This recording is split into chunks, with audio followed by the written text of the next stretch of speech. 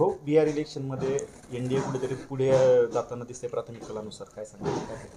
आपल्या एक्झिट पोलप्रमाणे जसे तुमची एक्झिट पोल असेल त्या पद्धतीनेच हे निकाल लागतं आणि आपण पाहिलं असेल की महाराष्ट्रामध्ये जी लाडकी बहिणीने जादू केली त्याच पद्धतीची जादू बिहारमध्ये चाललेली दिसते.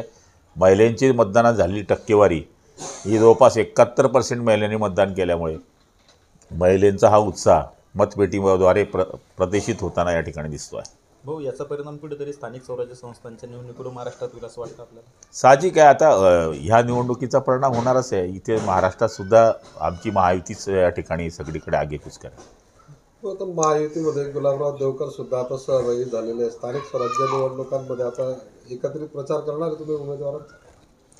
बघू आता काय येतं, जशी वेळ येईल तसं पाहू. कारण मागच्या काळामध्ये दोघे एकमेकांच्या विरोधामध्ये राहिलेले होते. आता मात्र परिस्थिती अशी की तुम्हाला कदाचित एका व्यासपीठावरती एकत्रित प्रचार काय सांगता येत नाही. आपलं म्हणणं बरोबर आहे. आता जशी वेळ येईल तसं पाहू. नशिराबादमध्ये म्हणजे महायुती झालेली, धरणगावमध्ये महायुती झालेली आहे आणि मग आता दोघं एकत्र येऊन प्रचार करणार का बुवा?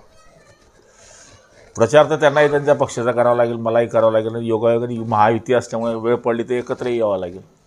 तो दुसरीकडे आपल्या शिंदे गटाच्या जिल्हाध्यक्षांवरती काल पियुष पाटील यांनी आरोप केलेले आहेत. जनतेची फसवणूक करून त्यांनी केल्याचा आरोप केलेला आहे. कोणी? पियुष पाटलांनी. नरेंद्र अण्णांची श्रेणी. कोणावर?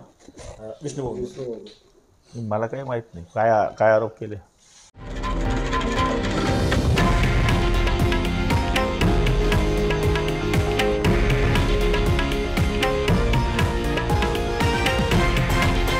हे आहे देशातील नंबर 1 न्यूज नेटवर्क आणि आपण पाहत आहात TV9 मराठी, एकमेव.